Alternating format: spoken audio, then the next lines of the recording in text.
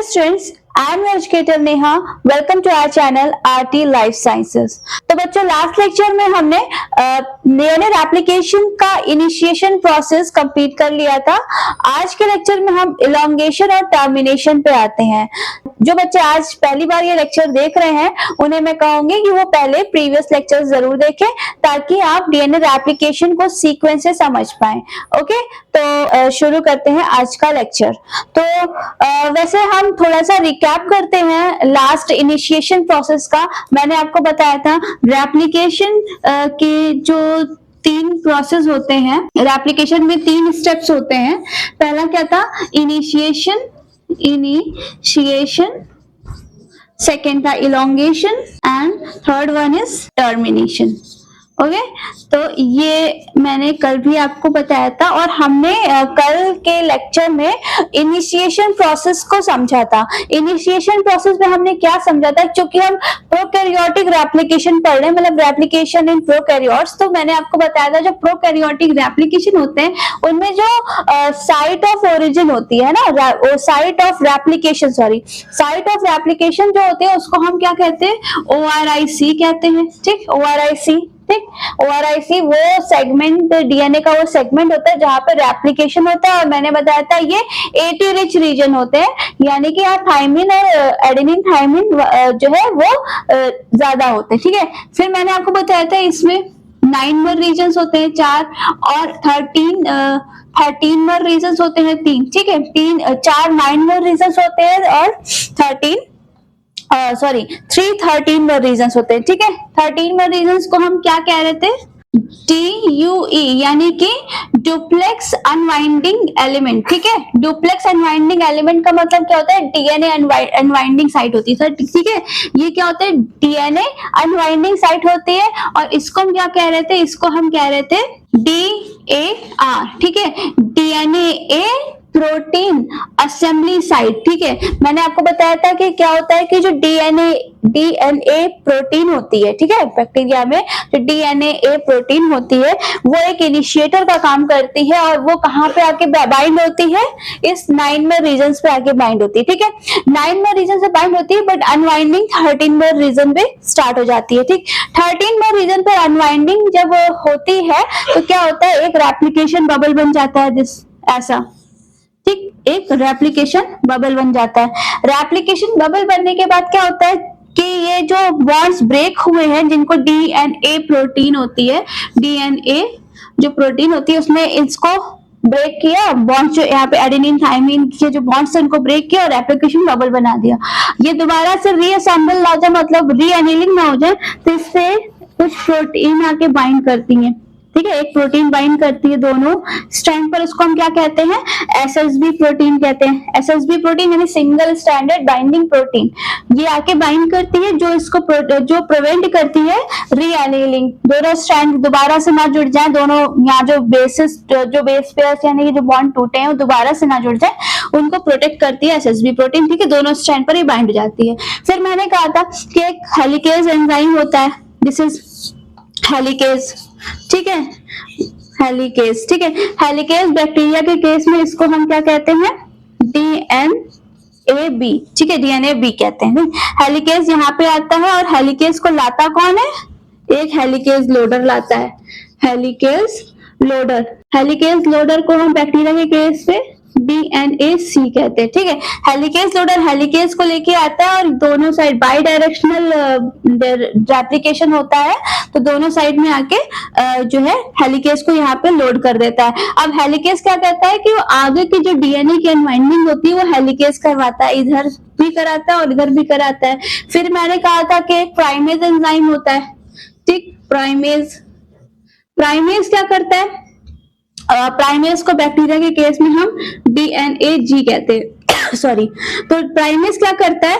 यहाँ पे एक प्राइमर, RNA प्राइमर बनाता है. मैंने RNA प्राइमर बताया था. RNA प्राइमर क्या होता है कि RNA के सेगमेंट्स होते हैं, क्योंकि जो DNA पॉलीमरेज 3 होता है. ठीक है, क्या? DNA पॉलीमरेज 3 ये मेन एंजाइम होता है जो डीएनए स्ट्रैंड की मतलब न्यू डीएनए स्ट्रैंड की सिंथेसिस कराने वाला ये मेन एंजाइम होता है। और इसकी जो रिक्वायरमेंट होती है उसमें क्या चाहिए होता है, इसको एक फ्री 3 प्राइम OH एंड चाहिए होता है जिसमें कि नए न्यूक्लियोटाइड को जोड़े। तो वो उसको 3 प्राइम OH एंड जो है वो प्राइमर प्रोवाइड कराता है। ठीक है, प्राइमर क्या करेगा, इसको फ्री 3 OH एंड प्रोवाइड कराएगा और इसी पे आके ये डीएनए पॉलीमरेज नए न्यूक्लियोटाइड को जोड़ता जाएगा। ठीक है, इस तरीके से डीएनए पॉलीमरेज आके इस 3 OH ग्रुप पर आके बैठ जाता है। बस यहीं तक का जो प्रोसेस था ये था इनिशिएशन प्रोसेस, मतलब सब कुछ तैयार हो गया। ठीक है, सब कुछ तैयार होने का मतलब है एक रेप्लिकेशन बबल बन गया है। ठीक, यहाँ पे हेलिकेज आ गया आगे अनवाइंडिंग कराने के लिए, प्राइमेज आ गया है इनिशिएशन को स्टार्ट करने के लिए यानी कि सिंथेसिस को स्टार्ट करने के लिए, क्योंकि बगैर प्राइमेज के सिंथेसिस हो ही नहीं सकती, क्योंकि प्राइमेज जो है वो 3 OH एंड प्रोवाइड कराता है डीएनए पॉलीमरेज को। फिर डीएनए पॉलीमरेज आके यहाँ पे लोड हो जाएगा और यहाँ से सिंथेसिस करने के लिए ये एकदम रेडी हो जाएगा। तो यहाँ से इनिशिएशन प्रोसेस शुरू हो गया, मतलब यहाँ से स्टार्टिंग हो गई। आज जो हम पढ़ेंगे वो हम पढ़ेंगे इलोंगेशन प्रोसेस। ठीक है, इलोंगेशन प्रोसेस को अब देखते हैं। हालांकि मैंने आपको कल भी थोड़ा सा बताया था इलोंगेशन का प्रोसेस, तो आज मैं फिर से उसे रिपीट करती हूँ। चलो अब हम बना लेते हैं, एक रेप्लिकेशन बबल बनाते हैं, सॉरी रेप्लिकेशन 4 बनाते हैं। ठीक, ये रहा रेप्लिकेशन 4। ये हमारा 3 प्राइम एंड है, ये हमारा 5 प्राइम एंड है और इधर 5 प्राइम एंड हो गया, ये 3 प्राइम एंड है। ठीक, ये हो गया। फिर मैंने कहा था कि यहाँ पे हेलिकेज एंजाइम यानी कि डीएनए भी, ये हेलिकेज एंजाइम है। ठीक, ये हेलिकेज है। अब क्या हुआ कि प्राइमेज में आके यहाँ एक प्राइमर, अब देखे ऐसे एक ये जो भी यहाँ पे जो इसकी जो पोलैरिटी यहाँ होती है, तो न्यू स्ट्रैंड की पोलैरिटी क्या होती है, उसके अपोजिट होती है। जैसे यहाँ पे 3 प्राइम एंड है तो यहाँ से जो न्यू स्ट्रैंड बनेगा वो 5 प्राइम एंड से बनेगा। और मैंने बताया ही था आपको कि जो सिंथेसिस होती है हमेशा 5 प्राइम से 3 प्राइम की ओर होती है। तो ये वाले स्ट्रैंड पे पहले देखते, नीचे वाले पे ये 3 प्राइम एंड है तो प्राइमेज यहाँ आएगा और यहाँ पे प्राइमर बनाएगा, ये प्राइमर बन गया। ठीक, ये प्राइमर बन गया और ये 5 है तो यहाँ पे 3 OH एंड है प्राइमर का। ठीक, ये प्राइमर है, ये क्या है, RNA प्राइमर। ठीक, ये प्राइमर का फ्री OH एंड है। अब क्या होगा कि वो अब डीएनए पॉलीमरेज आएगा, डीएनए पॉलीमरेज 3। ठीक, डीएनए पॉलीमरेज 3 आएगा और यहाँ से इसी 3 OH एंड से सिंथेसिस को स्टार्ट कर देगा, बनाएगा। ठीक है, ये इसका 3 प्राइम एंड हो गया। ठीक, ये होगा। लेकिन ये तो चलो यहाँ से 5 to 3 डायरेक्शन से ही चल रही है, लेकिन जब हम ऊपर वाले स्ट्रैंड का केस देखें, ऊपर वाले स्ट्रैंड का, तो यहाँ 5 प्राइम एंड है। अगर हम यहाँ पे न्यू स्ट्रैंड की सिंथेसिस यहाँ पे करेंगे तो यहाँ तो 3 एंड होना चाहिए, क्योंकि ये अपोजिट पोलैरिटी अपोजिट हो जाती है न्यू स्ट्रैंड की।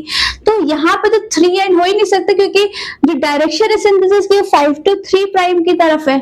तो यहाँ पे केस होता है, मैंने कल भी आपको एक चीज बताई थी, फिर से एक बार रिपीट करती हूँ कि जब पोलैरिटी देखते हैं तो मान ले कि एक 5 एंड है, 5 प्राइम एंड है और ये 3 प्राइम एंड है। अब आपसे कह दे कि कोई इन दो पॉइंट्स के बीच की वो पोलैरिटी पूछे, तो आप ये कहेंगे कि अगर ये वाला पॉइंट 5 प्राइम की तरफ है तो ये 5 प्राइम एंड हो जाएगा, ये वाला पॉइंट 3 प्राइम एंड की तरफ है तो ये 3 प्राइम हो जाएगा। फिर अगर कोई पूछे इसकी पोलैरिटी क्या है, तो ये वाला एंड जो है 5 की तरफ है तो ये 5 हो जाएगा, ये वाला एंड 3 की तरफ है तो ये 3 हो जाएगा। ठीक, समझ में आया? तो इस तरीके से पोलैरिटी को देखा जाता है। तो ऐसे ही इसमें सिंथेसिस भी होती है। अब अगर आप ये देखें कि 5 प्राइम एंड है, तो हम अगर इस पॉइंट को देखें तो ये पॉइंट क्या हो जाएगा, ये 3 प्राइम एंड हो जाएगा। 3 की तरफ है तो 3 प्राइम एंड हो गया। ठीक, तो हमारा जो यहाँ पे प्राइमेज बनेगा, तो ये प्राइमेज यहाँ ना बन के ये प्राइमेज बनेगा यहाँ पे, इस तरफ। ये हो जाएगा 5 प्राइम प्राइमेज का, ये फ्री OH वाला एंड हो जाएगा 3 प्राइम एंड पे। ठीक, यहाँ पे ये हो जाएगा। फिर आएगा क्या, फिर आएगा डीएनए पॉलीमरेज, और डीएनए पॉलीमरेज यहाँ से सिंथेसिस स्टार्ट कर देगा। ठीक, ये 3 प्राइम एंड, ठीक, समझ गया। तो ये कुछ ऐसा डायरेक्शन उसका हो जाएगा। ये बात तो आपको समझ में आ गई होगी कि एक स्ट्रैंड पे प्राइमेज आया और उसने आरएनए प्राइमर बनाया 5 प्राइम एंड में, और इसके जो 3 प्राइम प्राइमर के जो 3 प्राइम एंड था, यानी कि जो 3 प्राइम पर OH एंड था, वहां पे डीएनए पॉलीमरेज आया और उसने यहाँ से सिंथेसिस करना शुरू कर दिया, क्योंकि डीएनए पॉलीमरेज को 3 OH एंड चाहिए होता है, तो उसको ये मिल गया, उसने यहाँ से सिंथेसिस शुरू कर दी। ये तो कंटिन्यू चल रहा है सिंथेसिस। लेकिन ऊपर वाले केस में क्या हुआ, क्योंकि पोलैरिटी चेंज थी, तो हमने ये मान लिया कि यहाँ पे 3 प्राइम एंड है, और यहाँ तो प्राइमर ने क्या किया कि यहाँ से पहले प्राइमर बनाया, क्योंकि इसको ये 3 प्राइम के पास वाला ये एंड है, तो इसी के अपोजिट से उसने क्या किया, प्राइमेज ने आरएनए प्राइमर बनाया, और ये फ्री OH एंड था, तो इसने आगे बढ़ा दिया। अब इसके बाद क्या होगा, कि अब जो हेलिकेज एंजाइम है, ये हेलिकेज इसको और अनवाइंड करेगा, डीएनए को ये और अनवाइंड करेगा। ठीक, ये क्या था, 3 प्राइम था, ये 5 प्राइम है, यहाँ पे 5 प्राइम था, और ये 3 प्राइम है। ठीक, और पहले हम उतना बना लेते जितना हमने ऊपर बनाया था।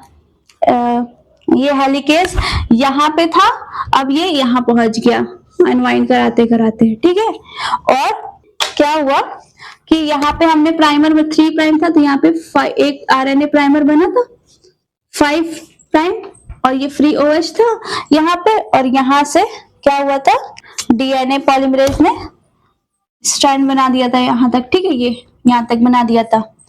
ऊपर वाले केस में क्या हुआ था कि यहाँ पे एक प्राइमर बना था, ये वाला यहाँ बना था।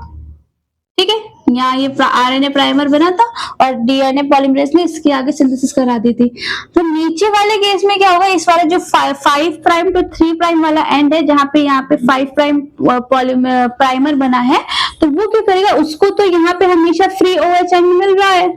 ठीक है, 5 to 3 डायरेक्शन पे चल रहा है, वो तो कंटिन्यू, जितना हेलिकेज आके अनवाइंड करता जाएगा, ये कंटिन्यू चलता जाएगा। इसको कोई भी इसको ये कहीं पे इसका ब्रेक नहीं लगेगा, ये कंटिन्यू चलता जाएगा। लेकिन ऊपर वाले केस में क्या हुआ कि जब जैसे हेलिकेज ने आगे क्या किया, आगे अनवाइंड किया, तो फिर से क्या होगा, यहाँ अगेन एक प्राइमर बनेगा, क्योंकि ये 3 प्राइम एंड यहाँ पे अब हो गया, यहाँ पे एक प्राइमर बना, अब इसका प्राइमर का फ्री OH एंड है, फिर यहाँ से डीएनए पॉलीमरेज बना, फिर ये और ओपन करेगा, तो ये और ऐसे ही आगे। ठीक है, अब मैं इसको इसी को समझ लें आप यहाँ से।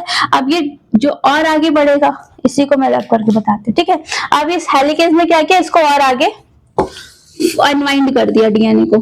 ठीक है, हेलिकेज ने क्या किया कि इसको और आगे अनवाइंड कर दिया। ठीक, अब ये हेलिकेज यहां से कहां पहुंच गया, हेलिकेज जो था यहां से यहां पहुंच गया। ठीक, यहां से यहां पहुंच गया, तो क्या हुआ कि एक प्राइमर ये था, नीचे वाले केस में तो सिंथेसिस होती जाएगी, क्योंकि ये 5 to 3 प्राइम एंड की तरफ सिंथेसिस कंटिन्यू होती जाएगी। लेकिन ऊपर वाले केस में फिर से यहाँ पे एक नया प्राइमर बनेगा, क्योंकि अब यहाँ पे 3 प्राइम एंड मान लेंगे, और फिर से प्राइमर बनेगा, और इस तरह से ये होता जाएगा। तो ये क्या होगा कि एक स्ट्रैंड के में जो न्यू एक तरफ तो क्या होगा कि जो स्ट्रैंड है वो कंटिन्यू बनता जाएगा, लेकिन दूसरी तरफ क्या होगा कि छोटे छोटे मतलब पैकेट्स में, या कह सकते हैं बैचेस में बन रहा है, कि थोड़ा इधर बना, ठीक है, टुकड़ों टुकड़ों में बन रहा है, इधर बना पीसेस में, कि थोड़े थोड़े पीसेस में बन रहा है, इधर बना, इधर बना, इधर बना। अब कोई आपसे कहे कि जो ऊपर वाला स्ट्रैंड है, इसमें सबसे पहला डीएनए वाला स्ट्रैंड कौन सा बना होगा, तो आप क्या बताएंगे, तो आप कहेंगे कि ये पहले बना होगा। ठीक है, उसके बाद ये बना है, और ये बना है थर्ड। ठीक है, ये ऐसा नहीं कि आपको ये पहले बना है, ये दूसरा बार बना, ये मतलब लास्ट में बना है, पहले ये बना होगा, फिर ये। तो न्यूली जो स्ट्रैंड होगा वो सबसे हेलिकेज के पास वाला जो होगा वो न्यू स्ट्रैंड होगा ऊपर वाले केस में।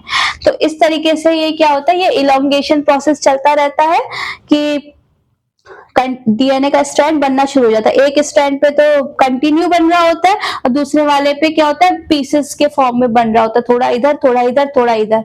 ठीक, ऐसा हो जाता है। तो होप सो आपको ये बात समझ में आ गई होगी इतनी कि कैसे ये इलोंगेशन का प्रोसेस चलता है, ठीक है। पहले प्राइमेज आकर आरएनए प्राइमर बनाएगा अपोजिट पोलैरिटी पे, और उसके आगे जो उस प्राइमर का जो फ्री OH एंड होता है वहां से डीएनए पॉलीमरेज करेगा, क्या करेगा, वहां से सिंथेसिस कराना शुरू कर देगा। ऊपर वाले केस में क्या होगा, जहां पोलैरिटी डिफरेंट हो जाती है तो वहां पे क्या होता है कि जो प्राइमर होता है वो क्या करता है, वो हेलिकेज के पास, मतलब ये 3 प्राइम है तो यहाँ पे 3 प्राइम हुआ तो वहां से ये प्राइमर बनाता है, ठीक है। और उसके बाद फिर उसके आगे डीएनए पॉलीमरेज बनता है। फिर जैसे और हेलिकेज जो है अनवाइंड करता है डीएनए को, तो फिर एक प्राइमर ऊपर वाले केस से बन जाता है और फिर वहां से डीएनए पॉलीमरेज बनाता है। फिर आगे बढ़ेगा तो फिर एक प्राइमर बन जाएगा और इस तरह से ये ब्रेक हो के बनेगा, ठीक है। तो डिसकंटिन्यूअस फॉर्म में बनेगा। इसीलिए जब फंडामेंटल प्रॉपर्टीज मैंने आपको पढ़ाई थी तो मैंने आपको बताया था जो डीएनए का प्रोसेस होता है, डीएनए रेप्लिकेशन का जो प्रोसेस होता है वो कैसा होता है, सेमी डिसकंटिन्यूअस होता है। सेमी डिसकंटिन्यूअस का मतलब क्या होता है कि एक स्ट्रैंड तो कंटिन्यूअस होता है, सेमी मतलब हाफ डिसकंटिन्यूअस होता है। हाफ डिसकंटिन्यूअस होने का मतलब है कि हाफ कंटिन्यूअस होगा, तो यानी कि एक साइड तो ये कंटिन्यूअस हाफ कंटिन्यूअस हो रहा है और हाफ डिसकंटिन्यूअस हो रहा है, ठीक है। तो ये बात थी कि सेमी डिसकंटिन्यूअस होता है। अब मैं आपको बताती हूँ कि आगे क्या प्रोसेस होता है। आप देखिए, ये देखिए, ये हमने डीएनए का रेप्लिकेशन फोर्क बनाया, ठीक। यहाँ मैंने क्या कहा था, यहाँ पे क्या थी, 5 प्राइम एंड था, यहाँ पे 3 प्राइम एंड था, इधर 3 प्राइम एंड है और ये 5 प्राइम एंड है, ठीक। और ये हेलिकेज है, दिस इज हेलिकेज, हाँ। और फिर मैंने आपको बताया था कि इधर एक आरएनए प्राइमर बना 5 प्राइम एंड पे और यहाँ फ्री OH एंड था, तो यहाँ से जो डीएनए पॉलीमरेज था उसने क्या किया, न्यू स्ट्रैंड की सिंथेसिस कंटिन्यू रखी, ठीक है। इसे ये आरएनए प्राइमर है और डीएनए पॉलीमरेज 3 ने क्या किया, न्यू स्ट्रैंड की सिंथेसिस कंटिन्यू रखी। ऊपर वाले केस में क्या हुआ था कि एक प्राइमर बना, उसके आगे डीएनए बन गया, फिर जैसे हेलिकेज ने आगे जो है वो अनवाइंड किया, फिर वहां एक नया प्राइमर बना और फिर से डीएनए पॉलीमरेज ने कर दी सिंथेसिस कर दी न्यू स्ट्रैंड की। फिर आगे हेलिकेज बढ़ा, फिर यहाँ एक नया प्राइमर बना और फिर से यहाँ पे सिंथेसिस डीएनए पॉलीमरेज ने कर दी। तो डीएनए पॉलीमरेज कुछ ऐसे चलता है। इसके डीएनए पॉलीमरेज का मैं डायग्राम का भी एक लेक्चर आपको बताऊंगी कि मतलब एक लेक्चर में स्पेशली इसके डायग्राम को बताऊंगी कि इसमें 2 क्रैम्प होते हैं, ठीक है। एक मतलब पोलैरिटी के अकॉर्डिंग क्या करता है, एक तो वो ऐसे करके कंटिन्यू आगे सिंथेसिस कर रहा होता है, मतलब इस वाले स्ट्रैंड पर वो इस तरह से पकड़ा होता है, आगे कर रहा होता है। और जो ऊपर वाला स्ट्रैंड है उसमें पोलैरिटी चेंज हो जाती है तो वो कुछ ऐसे करता है, मतलब ऐसे आगे बढ़ता है फिर यूं थोड़ा, ठीक है, फिर आगे बढ़ा, फिर मतलब इधर से कंटिन्यू बढ़ रहा है लेकिन यहाँ से इसको थोड़ा आगे बढ़ के रुक के आगे चलना हो रहा है। तो इस तरह से डीएनए पॉलीमरेज जो है वो सिंथेसिस करा रहा होता है इस वाले स्ट्रैंड पे, ठीक है, जो डिसकंटिन्यूअस होता है। अब जो है एक नेक्स्ट एंजाइम आता है डीएनए पॉलीमरेज 1, ठीक, डीएनए पॉलीमरेज 1।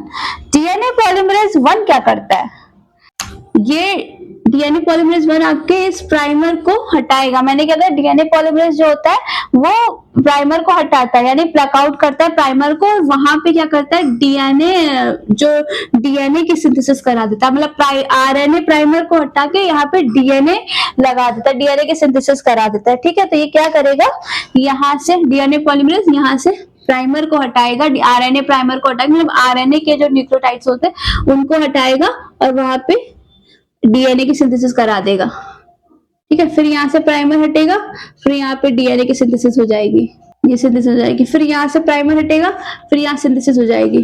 अब आप देख रहे हैं, अच्छा एक चीज तो मैं आपको बताना भूल गई, वो क्या था कि ओकाजाकी फ्रैगमेंट्स के बारे में। ओकाजाकी फ्रैगमेंट्स क्या होते हैं, ये इस तरह से था, ये आरएनए प्राइमर थे, तो ये जो इतना बैचेस है, ये दिस वन, ये ठीक है, ये जो छोटे से फ्रैगमेंट्स होते हैं इनको क्या कहते हैं, इन सबको ओकाजाकी फ्रैगमेंट्स कहते हैं, ओकाजाकी फ्रैगमेंट्स, ठीक है। जो ये टुकड़ों टुकड़ों में डीएनए लगा हुआ है पीसेस में, इन्हीं को हम ओकाजाकी फ्रेगमेंट्स कहते हैं। समझ में गया? ठीक है, ये बात आपको मैं भूल गई थी पर मैंने फिर से आपको बता दी। अब क्या होता है कि हाँ, अब डीएनए पॉलीमरेज क्या कर रहा था, डीएनए पॉलीमरेज ने आके यहाँ पे डीएनए बना दिया, फिर यहाँ से प्राइमर हटाया, आरएनए प्राइमर, फिर डीएनए यहाँ बना दिया, अब यहाँ पे भी बना दिया। अब क्या होता है कि अब ये चूंकि उसने डीएनए की सिंथेसिस तो कर दी आरएनए प्राइमर की जगह पे डीएनए पॉलीमरेज 1 ने, लेकिन अब ये मतलब ये टूटे हुए हैं। ठीक है, अब इन सारे जो टुकड़े हैं, ये जो पीसेस हैं डीएनए के, इनको रीस्टिच करने के लिए, इनको जोड़ने के लिए एक एंजाइम आता है, उसे हम क्या कहते हैं, उसको हम कहते हैं लाइगेज। ठीक, लाइगेज क्या करेगा, इनके बीच में स्टिचिंग करा देगा, स्टिचिंग करा देता है। ठीक, लाइगेज स्टिचिंग करा देता है, और लाइगेज के स्टिचिंग कराने के बाद में क्या होता है, ये पूरा डीएनए कंटिन्यू हो जाता है। ठीक, कंटिन्यू हो जाता है। ऐसे ही डीएनए पॉलीमरेज नीचे वाले स्ट्रैंड का जो प्राइमर है, इसको भी हटा देगा और यहाँ पर भी डीएनए बना देगा, और लाइगेज क्या करेगा, यहाँ जो ब्रेक था इसको भी यहाँ पे रीस्टिचिंग करा देगा, और इस तरह से ये पूरा डीएनए कंटिन्यू हो जाएगा। तो ये यहाँ पे इलोंगेशन का प्रोसेस कंप्लीट हो गया। ठीक है, इलोंगेशन का प्रोसेस आपको समझ में आ गया। मैंने कहा था कि वो पहले इलोंगेशन का प्रोसेस मैंने पहले बताया था कि यहाँ पे आरएनए प्राइमर बनेगा, प्राइमर से क्या होगा, डीएनए पॉलीमरेज आगे डीएनए की सिंथेसिस कराएगा। एक स्टैंड पे कंटिन्यूअस सिंथेसिस होगी, दूसरे स्टैंड पे डिसकंटिन्यूअस सिंथेसिस होती है। फिर डीएनए पॉलीमरेज 1 आता है, जो प्राइमर को हटा के वहां डीएनए की सिंथेसिस करा देता है। ठीक है, जहां जहां प्राइमर होगा वहां उसको हटा के डीएनए बना देगा। फिर जो डीएनए है वो छोटे छोटे पीसेस में होंगे, तो उसको जो है रीस्टिच करने के लिए लाइगेज आएगा। ठीक है, लाइगेज डीएनए को रीस्टिच कर देगा, प्राइमर की जगह से रीस्टिच कर देगा। ठीक है, तो ये बात थी, ओकाजाकी फ्रेगमेंट से बता दिए थे आपको। तो यहाँ तक आपको इलोंगेशन प्रोसेस कंप्लीट हो गया। ठीक है, यहाँ तक इलोंगेशन प्रोसेस हो जाता है। अब आगे हम पढ़ेंगे टर्मिनेशन का प्रोसेस। ठीक है, टर्मिनेशन का प्रोसेस चूंकि हम प्रोकैरियोट्स पढ़ रहे हैं तो उसके अकॉर्डिंग पढ़ रहे हैं, तो चलिए हम एक डायग्राम बनाते हैं और उस पे हम आपको टर्मिनेशन का प्रोसेस समझाते हैं। ठीक है, तो आप भी डायग्राम बनाएं और ये सब भी नोट कर लें। ठीक है, ओके। तो देखें, ये मैंने एक बैक्टीरियल डीएनए बनाया। देखें, बैक्टीरिया का जो डीएनए होता है वो सर्कुलर होता है। ठीक है, बैक्टीरिया का डीएनए सर्कुलर होता है। डीएनए पे मैंने कहा था जहां से रेप्लिकेशन स्टार्ट होगा प्रोकैरियोट्स में, उस साइड को हम क्या कहते हैं, ओआरआईसी साइड कहते हैं। तो ये बैक्टीरिया का पूरा सर्कुलर डीएनए है और ये उसकी ओआरआईसी साइट है जहां से रेप्लिकेशन स्टार्ट होता है। ठीक है, तो क्या होता है कि इसमें टर सीक्वेंस होते हैं और टस प्रोटीन होती है। टस प्रोटीन, ये दोनों चीजें हैं क्या करती हैं, जो प्रोकैरियोटिक रेप्लिकेशन है उसका टर्मिनेशन कराती हैं। तो क्या होता है कि ये मान लो ये इसकी लेफ्ट साइड है इस सर्कुलर डीएनए की, और ये इसकी राइट साइड है। ठीक है, तो यहाँ पे कुछ स्पेसिफिक टर सीक्वेंस होते हैं। टर सीक्वेंस को हम क्या कह सकते हैं, ये जो टर सीक्वेंस होते हैं ये एक्चुअली में क्या होता है, ये टर्मिनेटर सीक्वेंस, इनका फुल फॉर्म होता है टर्मिनेटर सीक्वेंस। ठीक है, ये कुछ 13 नाइट्रोजन बेसिस के बने हुए टर्मिनेटर सीक्वेंस होते हैं जो टस प्रोटीन से बाइंड होते हैं और रेप्लिकेशन का टर्मिनेशन करवाते हैं। ठीक है, तो ये टर सीक्वेंस है। ठीक, ये टोटल 10 होते हैं।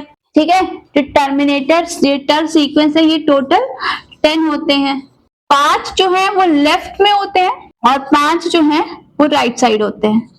5 लेफ्ट साइड में होंगे, लेट लिखा है, 5 लेफ्ट में होंगे, 5 राइट में। देखें ये है, तो ये देखें ये क्या बने, ये टर्मिनेटर, ये टर सीक्वेंसेस बने हैं। ठीक, ये टर सीक्वेंस बने, तो काउंट कर लें। ठीक है, 1 2 3 4 5 6 7 8 9 10, ये 10 टर सीक्वेंस बने। ठीक है, अब मैंने क्या कहा था, 5 लेफ्ट में होंगे, 5 राइट में होंगे। तो ये लेफ्ट साइड है, लेफ्ट साइड में 1 2 3 4 5 लेफ्ट साइड में है, और 5 जो है 1 2 3 4 5 राइट साइड में है। ये बात समझ में आ गई कि टर सीक्वेंस क्या होते हैं और वो कितने होते हैं, ठीक है। और इन सब की अपनी अपनी नेमिंग भी होती है, जैसे टर जी, टर जे, टर जी, टर एफ, टर बी, टर सी, ये जो इतने होते हैं ये लेफ्ट साइड में होते हैं। कौन से? जे, जी, एफ, बी और सी, ये लेफ्ट साइड में होंगे। और टर ए, डी, ई, आई और एच ये राइट साइड में होंगे, ठीक। अब मैं एक डायग्राम अलग से टर सीक्वेंस का एक डायग्राम बनाती हूँ इस तरीके से, जैसे कि मैंने यहाँ पे छोटा बनाया, मैं इसको यहाँ पे बड़ा करके बना रही हूँ। तो ये जो पिंक सॉरी जो पिंक कलर से जो साइड पिंक कलर से बनी है वो क्या है? इसकी परमिसिव साइड है, ठीक, परमिसिव साइड है। और जो ब्लू कलर से बनी है वो क्या है? ये इसकी नॉन परमिसिव साइट है, नॉन परमिसिव साइट है, ठीक। जो लेफ्ट साइड में यानी लेफ्ट साइड में जो टर सीक्वेंस बने हैं उनकी जो नॉन परमिसिव साइट है उसकी फेसिंग किस तरफ है? राइट साइड की तरफ है। ये देखें, इसकी फेसिंग, ये देखो ये सब राइट साइड की तरफ है, ये देखें ये राइट साइड की तरफ है फेसिंग, ये फेसिंग होती है, ठीक है। ये जिधर होती है उस पर साइड उसकी फेसिंग होती है, तो इनकी फेसिंग क्या है? राइट साइड की तरफ है। और जो राइट साइड में टर सीक्वेंस बनी है उनकी फेसिंग क्या है? उनकी फेसिंग लेफ्ट साइड में है, ठीक है। अब क्या है कि चूंकि हमने कहा था कि जो डीएनए रेप्लिकेशन होता है वो बाई डायरेक्शनल होता है, बाई डायरेक्शनल होता है, ठीक। मतलब इधर साइड भी चल रहा है, इधर साइड भी चल रहा है, तो यहाँ पर भी रेप्लिकेशन फोर्क एक क्या कहते हैं, फोर्क, सॉरी, यहाँ पर भी रेप्लिकेशन चल रहा होगा, ठीक। और इधर भी रेप्लिकेशन चल रहा होगा, ठीक। ये रेप्लिकेशन फोर्क बने हैं, ये आगे बढ़ रहे हैं, मतलब यहाँ से बनते हुए इधर आ रहे हैं और इधर से बनते हुए इधर आ रहे हैं, ठीक। ये रेप्लिकेशन फोर्क है। ये क्या है? सेम ये इधर भी ये रेप्लिकेशन फोर्क है, इसकी डायरेक्शन इधर की तरफ है और इसकी डायरेक्शन इधर की तरफ है, ये ऐसे, ठीक। इनकी डायरेक्शन इधर है, उनकी डायरेक्शन इधर है, ठीक। अब क्या होगा कि एक आता है टस प्रोटीन होती है, ठीक। इधर बनाऊं, ये देखें टस प्रोटीन होती है, टस प्रोटीन होती है जो क्या होती है? वो टर सीक्वेंस पे आके बाइंड होती है, ठीक है। टस प्रोटीन है जो टर सीक्वेंस पे आके बाइंड होगी, तो इसको हम टर बाइंडिंग प्रोटीन भी कहते हैं, टस को टर बाइंडिंग प्रोटीन भी कहते हैं। और ये टर सीक्वेंस पे आके बाइंड होती है टर्मिनेशन कराने के लिए, ये इस पे आके बाइंड हो जाएगी। अब क्या होगा कि जो रेप्लिकेशन फोर्क है ये जब आगे आएगा, ये नॉन परमिसिव, ये टर सीक्वेंस का ये नॉन परमिसिव फेस है, ठीक है। और ये परमिसिव फेस है। परमिसिव फेस से मैंने क्या बोला? परमिसिव एक तरीके से आप प्रोनाउंसिएशन करेंगे परमिसिव का, तो परमिसिव का मतलब परमिशन देना, और नॉन परमिसिव मतलब जिसकी परमिशन ना दी जाए, ठीक है, ऐसे मान ले। तो अगर ये रेप्लिकेशन फोर्क यहाँ से जब इधर आएंगे तो ये परमिसिव साइड की तरफ होंगे, ठीक है। परमिसिव साइड पे आते आते एक टाइम ऐसा आएगा कि जब वो यहाँ ये वाला जो रेप्लिकेशन फोर्क है, यानी कि हम इसको लेफ्ट वाला रेप्लिकेशन फोर्क है, जब ये यहाँ पहुंचेगा इधर, ठीक है, तो जब ये यहाँ पहुंचेगा, ये लेफ्ट वाला है, तो ये क्या होगा? ये नॉन परमिसिव साइड की तरफ इसकी फेसिंग होगी, मतलब ये नॉन परमिसिव साइड की तरफ ये पहुंच जाएगा। और जो ये वाला रेप्लिकेशन फोर्क है यानी जो राइट साइड वाला है, ये जब यहाँ से चलेगा तो एक टाइम ऐसा आएगा कि ये जो लेफ्ट वाले के जो टर सीक्वेंस था उसके नॉन फेसिंग साइड पर पहुंच जाएगा, ठीक है। इतना बात आपको समझ में आए कि क्या होता है? ORIC साइट होती है, ORIC साइट से रेप्लिकेशन स्टार्ट होता है, तो एक रेप्लिकेशन फोर्क इधर की तरफ चल रहा होता है और एक तरफ रेप्लिकेशन इधर की तरफ चल रहा होता है, और ये क्या? ये रेप्लिकेशन फोर्क है, ठीक है। मैं इनको ब्लैक से कर देती हूँ, ठीक है। ये रेप्लिकेशन फोर्क है, ठीक, ये रेप्लिकेशन फोर्क है और ये इधर भी रेप्लिकेशन फोर्क है। हम इस वाले रेप्लिकेशन फोर्क को लेफ्ट वाला, ये लेफ्ट वाला रेप्लिकेशन फोर्क है और ये राइट वाला रेप्लिकेशन फोर्क है। और फिर मैंने बताया था कि यहाँ पे कुछ टर सीक्वेंस होते हैं। टर टर सीक्वेंस क्या होते हैं, इनको हम टर्मिनेटर सीक्वेंस कहते हैं। 13 नाइट्रोजन बेसिस के बने तो टोटल 10 होते हैं, 5 लेफ्ट की तरफ होते हैं, 5 राइट की तरफ होते हैं। ये आपने काउंट कर लिया कि देखो ये राइट साइड है, ये सॉरी ये लेफ्ट साइड है, तो लेफ्ट साइड में 1 2 3 4 5 टर सीक्वेंस बने, और उधर राइट साइड में भी 1 2 3 4 5 राइट साइड में बने।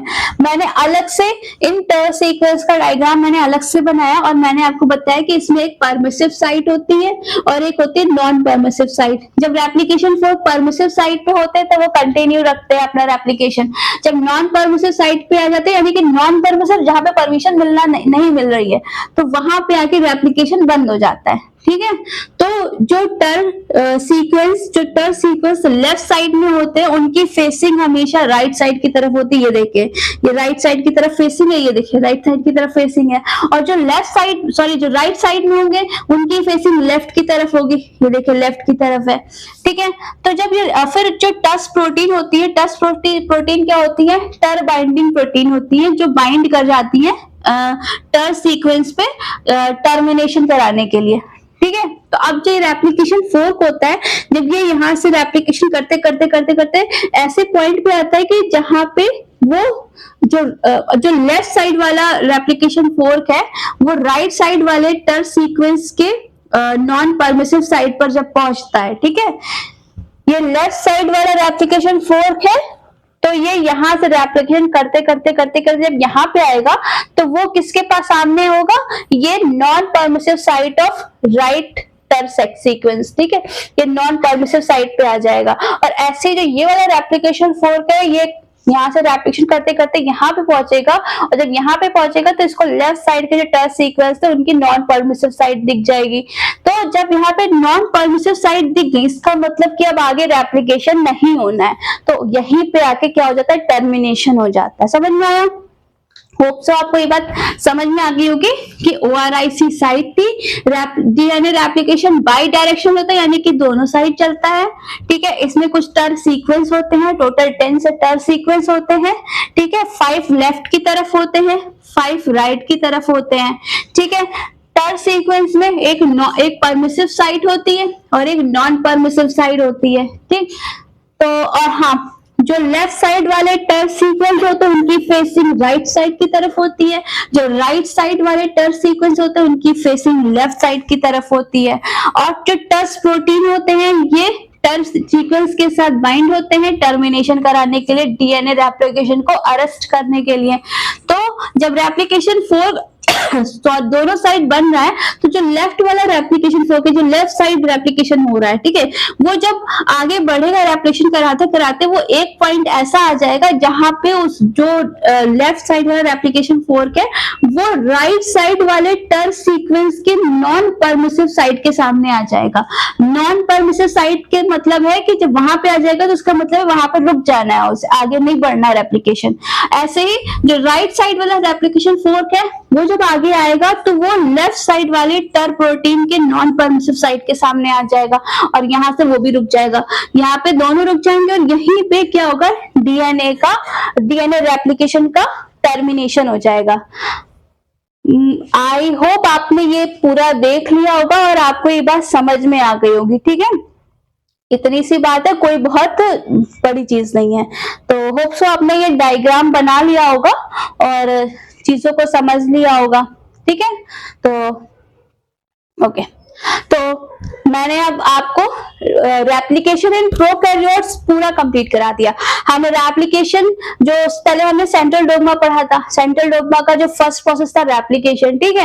रेप्लिकेशन की फंडामेंटल प्रॉपर्टीज हम पढ़ चुके हैं, और उसमें जो एंजाइम्स यूज होते हैं उनके बारे में भी हमने पढ़ा था।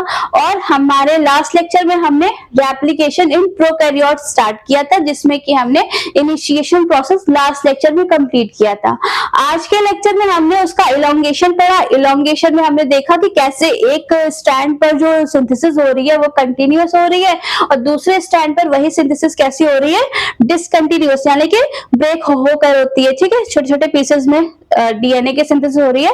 और प्राइमर जो आरएनए प्राइमेज जो है आरएनए प्राइमर कैसे लगाता है, और डीएनए पॉलीमरेज 3 जो है उस आरएनए प्राइमर के जो फ्री ओवर एंड होता है 3 प्राइम पर, उससे वो अपनी सिंथेसिस को, डीएनए सिंथेसिस को स्टार्ट कर देता है। ठीक है, तो हमने कंटिन्यूअस और डिसकंटिन्यूअस स्ट्रैंड को देखा था। और हाँ, एक और चीज थी जो मैंने फंडामेंटल प्रॉपर्टीज में आपको बताई थी, जो कंटिन्यूअस स्ट्रैंड होता है, जहाँ पे डीएनए की सिंथेसिस जो होती है वो कंटिन्यूअस होती है, उसको हम लीडिंग स्ट्रैंड कहते हैं, उसको हम लीडिंग स्ट्रैंड कहते हैं।